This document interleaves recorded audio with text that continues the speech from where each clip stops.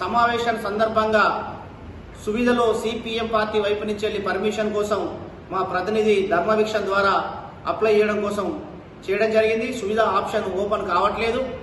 మరి జనగామ ఆర్డీఓను ఈ ఎన్నికలకు సంబంధించినటువంటి సువిధ ఆప్షన్ ఓపెన్ కావట్లేదు అని చెప్పేసి స్వయంగా కలిసి మాట్లాడడం కోసం కూడా మా ప్రతినిధి వెళ్ళడం జరిగింది.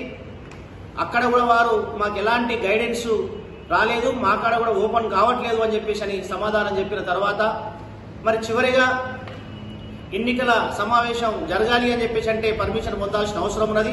మరి ఈ విషయమై జనగామ జిల్లా కలెక్టర్ను ఈ ఎన్నికల్లో వస్తున్నటువంటి ఈ సువిధ ఆప్షన్లో వస్తున్నటువంటి సాంకేతిక పరమైనటువంటి సమస్యల్ని వారి దృష్టికి తీసుకుపోవడం కోసం మా పార్టీ జిల్లా కార్యదర్శి మూకు కనకారెడ్డి గారు, అదే రకంగా జిల్లా కార్యదర్శి సభ్యులు రాపర్తి రాజు గారు మరి కలెక్టర్ కలవడం కోసం పోతే కలెక్టర్ సమయం ఇయ్యడు. కలెక్టర్ సీసీ వచ్చేసేమో రాజకీయ పార్టీలతోటి ఎన్నికల కమిషన్ నిబంధనావళి ప్రకారంగా మేము కలవము అని చెప్పేసి చెప్తా ఉండు కలెక్టర్ అని చెప్పేసి వచ్చి సమాధానం చెప్పాడు. అంటే కలెక్టర్ గారు ఎన్నికల కమిషను నిబంధనావళిని అతిక్రమించి ఎన్నికల కమిషన్ యొక్క నిబంధనావళికి విరుద్ధంగా ఇలా రాజకీయాలకు పాల్పడతా ఉండు జనగామ జిల్లా కలెక్టర్ అని చెప్పేసి ఈ సందర్భంగా మేము చెప్తా ఉన్నాం. రాజకీయ పార్టీలను కలవడం అనడమే ఒక రాజకీయం అని చెప్పేసి సందర్భంగా అడుగుతా ఉన్నాం. ఇలా క్షేత్రస్థాయిలో ఎన్నికల సమస్యలు వస్తాయి. అంతేకాకుండా ఈ కాలంలో కూడా ఇలా రాష్ట్రంలో తీవ్రమైన కరువు ఉన్నది. మరి కరువుపరమైన సమస్యలు వస్తాయి, రైతాంగ సమస్యలు వస్తాయి. అంతేకాకుండా ఇవాళ కరెంటు సమస్యలు తీవ్రంగా వస్తూ ఉన్నాయి. మరి ఈ సమస్యల పరిష్కారం కోసం ఒక జిల్లా పరిపాలన అధికారి దృష్టికి తీసుకుపోవాల్సిన అవసరం కూడా ఉంటుంది. మరి రాజకీయ పార్టీలకు సమయం ఇయ్యను అని చెప్పేసి అంటే ఈ కాలంలో ఈ ఎన్నికల కోడ్ కాలంలో ప్రజా సమస్యలన్నీ కూడా పక్కదారి పోవాల్సిందేనా? మరి అంతేకాకుండా ఠాకూర్ లక్ష్మణ్ సింగ్ కి సంబంధించినటువంటి భూములు ఏవైతే ఉన్నాయో అక్కడ అక్రమ నిర్మాణాలు జరుగుతూ ఉన్నాయి. అంటే ఈ కాలంలో నేను సమయం ఇయ్యను అని చెప్పేసి అంటే పరోక్షంగా ఈ జనగామ చుట్టూ జరిగేటువంటి అక్రమ నిర్మాణాలకు మరి కలెక్టర్ గారు సహకరిస్తారా అని చెప్పేసి ఈ సందర్భంగా అడగదలుచుకున్నాం. మరి ఇలాంటి కలెక్టర్ గనక ఈ ఎన్నికలలో విధుల నిర్వహణలో ఉంటే మరి ఇలా భువనగిరి పార్లమెంట్ నియోజకవర్గంలో ఎన్నికలు సజావుగా జరగడానికి అవకాశం లేదు. ముఖ్యంగా సిపిఎం అన్నా సిపిఎం ప్రజా సంఘాలన్నా ఒక కక్షపూరిత ధోరణితో కలెక్టర్ వ్యవహరిస్తా ఉన్నాడు. మరి ఈ ఎన్నికలలో సిపిఎం కు వ్యతిరేకంగా తను పనిచేస్తాడని చెప్పేసి మేము ఈ సందర్భంగా తెలియజేస్తా ఉన్నాం. ఎందుకోసం అని చెప్పేసి అంటే మా ప్రతినిధులు పోతేనేమో ఒకరికి కూడా అవకాశం ఇవ్వడు.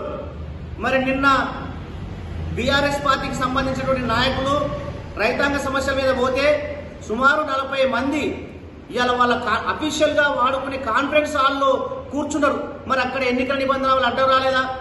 అంటే ఆయన ఇప్పటి వరకు కూడా కలెక్టర్ గారు ఇది ప్రజాపాలన అని చెప్పేసి ఒక పక్క ముఖ్యమంత్రి రేవంత్ రెడ్డి చెప్తా ఉన్నాడు. మరి కలెక్టర్ గారేమో రాచరిక పాలన దర్బారు పాలన చేస్తా ఉన్నాడు ఈ జనగామ జిల్లాలో. తక్షణం జనగామ జిల్లా కలెక్టర్ తన వైఖరిని మార్చుకోవాలి, ప్రజాపాలనకు అనుకూలంగా వ్యవహరించాలి. కానీ తను వ్యవహరిస్తున్నటువంటి పరిస్థితి లేదు. అందుకోసం ఈ జనగామ జిల్లా కలెక్టర్ను తక్షణం ఎన్నికల నిధుల నుంచి తప్పించాలని చెప్పేసి బదిలీ చేయాలని చెప్పేసి రాష్ట్ర ఎన్నికల కమిషన్ ను మేము కోరుతా ఉన్నాం. లేకుంటే ఈ జనగామ జిల్లాలో కలిసి వచ్చే రాజకీయ పార్టీల్ని భావ సారూప్యత గల సంఘాలను కలుపుకొని పెద్ద ఎత్తున ఉద్యమం చేస్తామని చెప్పేసి ఈ సందర్భంగా హెచ్చరిస్తాము. సోదరులారా, మొన్న 30వ తారీఖు జరిగినటువంటి సంఘటన దాదాపు ఒక 5 పర్యాయాలు నేనే సిపిఎం పార్టీగా ప్రతినిధిగా ఎన్నికల మీటింగ్కి వెళ్తా ఉన్నా. ఈ సందర్భంలో అనేక మంది కలెక్టర్లు మారిరు. ఈ సందర్భంలో అందరూ కూడా అన్ని పార్టీలకు గౌరవం ఇచ్చి మాట్లాడినటువంటి పరిస్థితి ఉన్నది.